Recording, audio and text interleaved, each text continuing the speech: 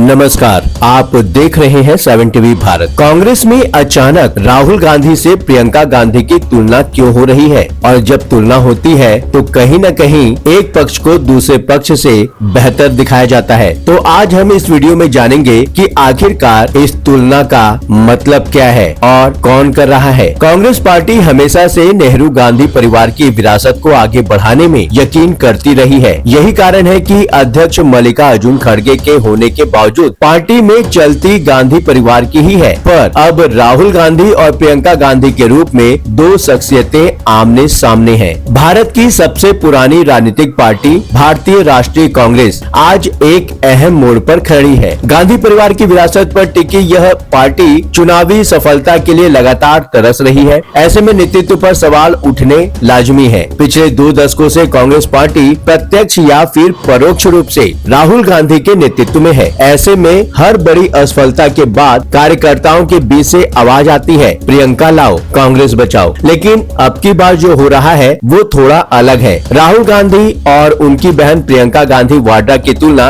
एक प्रमुख मुद्दा बन गया है। पिछले दिनों ओडिशा के कांग्रेस विधायक मोहम्मद मोकीम और कांग्रेस पार्टी के ही सहारनपुर के सांसद इमरान मसूद जैसे नेताओं ने पार्टी के नेतृत्व को लेकर कुछ ऐसा कहा जिसे सामान्य नहीं कहा जा सकता। इन्हें दोनों नेताओं ने वायनाड की सांसद प्रियंका गांधी की नेतृत्व क्षमता की इस तरह तारीफ की जो निश्चित तौर पर राहुल गांधी समर्थकों को नागवार लगी होगी। पर सवाल यह उठता है कि आखिर प्रियंका गांधी के टैलेंट का पार्टी उपयोग क्यों नहीं कर रही है। प्रियंका गांधी ही एकमात्र महासचिव है जिनके पास काम का कोई प्रोफाइल नहीं है। कांग्रेस पार्टी की जड़ें गांधी परिवार में इतनी गहराई से जुड़ी है कि इसे अक्सर गांधी नेहरू परिवार की पार्टी कहा जाता है। जवाहरलाल नेहरू, इंदिरा गांधी, राजीव गांधी और सोनिया गांधी जैसे नेताओं ने पार्टी को मजबूत नेतृत्व प्रदान किया। राहुल गांधी जो 2004 से राजनीति में सक्रिय हैं, को 2017 में कांग्रेस का अध्यक्ष बनाया गया, लेकिन 2019 में लोकसभा चुनाव हारने के बाद उन्होंने इस्तीफा दे दिया। इसके बाद मल्लिकार्जुन खड़गे को अध्यक्ष बनाया गया, लेकिन वास्तविक शक्ति गांधी परिवार के हाथों में ही मानी जाती रही है। प्रियंका गांधी जो लंबे समय तक पर्दे के पीछे से काम करती रही, 2019 में औपचारिक रूप से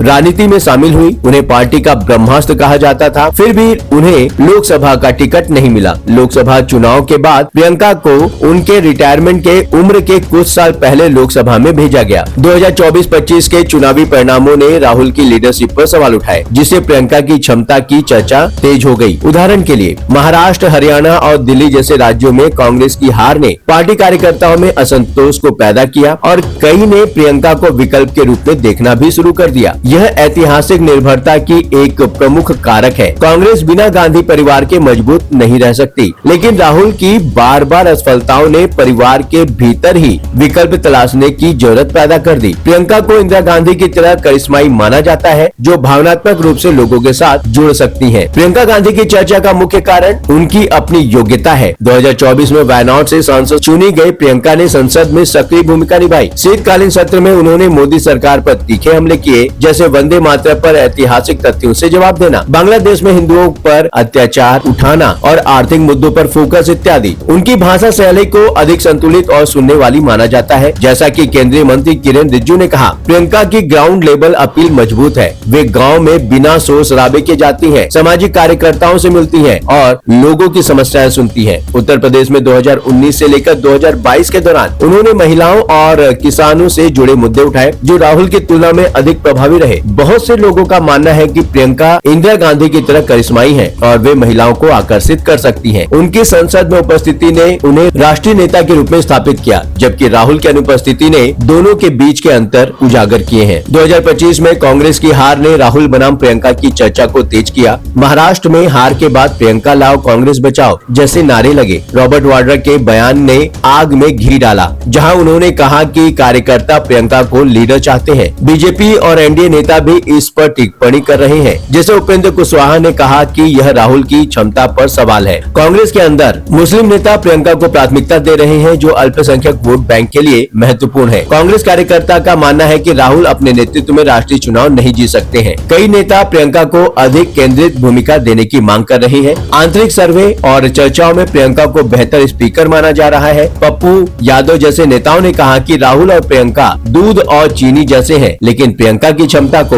नकारा नहीं जा सकता। मीडिया में प्रियंका की तुलना इंदिरा से की जा रही है, जबकि राहुल को पप्पू इमेज से जोड़ा जाता है। सोशल मीडिया पर पोस्ट प्रियंका की लोकप्रियता को जग जाहिर कर रही है। कांग्रेस पत्रकार भी राहुल से निराश है और प्रियंका को टेक ओवर की उम्मीद कर रहे हैं। CWC में यह विचार किया जा रहा है कि पार्टी मनरेगा को बदलने के सरकार के कदम का कैसे विरोध करे, जो यूपीए सरकार की सबसे बड़ी उपलब्धियों में से एक रहा। पार्टी नेताओं को बताया गया कि महासचिव प्रियंका गांधी वाड्रा ने आंदोलन का ब्लूप्रिंट तैयार कर लिया है। इसके बाद CWC ने देशव्यापी मनरेगा बचाओ आंदोलन को हरी झंडी दे दी, जिसे कांग्रेस 5 जनवरी से शुरू करने वाली है। इसका उद्देश्य उस VBG रामजी कानून को रद्द कराने की मांग करना है। पर इंडियन एक्सप्रेस में छपी खबर की माने तो पिछले सप्ताह दिल्ली में जब कांग्रेस वर्किंग कमेटी यानी कि CWC की बैठक हुई, जिसमें यह चर्चा होनी थी कि पार्टी नई ग्रामीण रोजगार गारंटी कानून VBG रामजी के पारित होने के मुद्दे पर सरकार को कैसे घेरे, तो प्रियंका गांधी वाड्रा नदारद रही। यह तथ्य कि आंदोलन की कार्य योजना प्रियंका ने तैयार की है।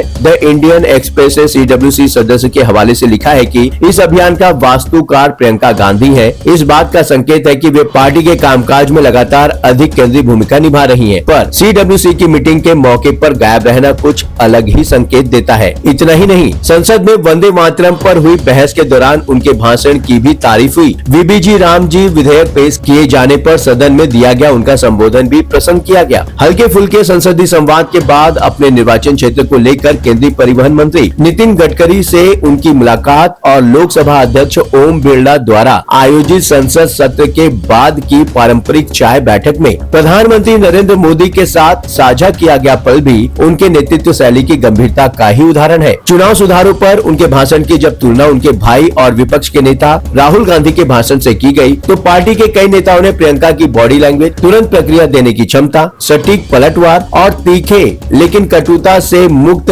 प्रहारों को रेखांकित किया। एक कांग्रेस पदाधिकारी ने कहा कि यह राहुल की भाषण शैली की तुलना में एक ताजा बदलाव था, जो 2 दिन बाद लोकसभा सांसदों की बैठक में राहुल गांधी ने स्वयं प्रियंका के भाषण की सराहना की। तो ये सारे कारण हैं जिसके कारण राहुल और प्रियंका की तुलना हो रही है और ज्यादातर देखा जा रहा है कि प्रियंका गांधी राहुल से बेहतर है। क्या आपको भी लगता है कि अगर Priyanka Gandhi main lead role में आ जाए तो कांग्रेस आगे बढ़ सकती है? अपने विचार हमें कमेंट के माध्यम से जरूर बताएं। यदि आपने चैनल को सब्सक्राइब कर लिया है तो नोटिफिकेशन के लिए बेल आइकन को जरूर दबाएं। लगातार खबरों के लिए बने रहिए 7 TV भारत के साथ।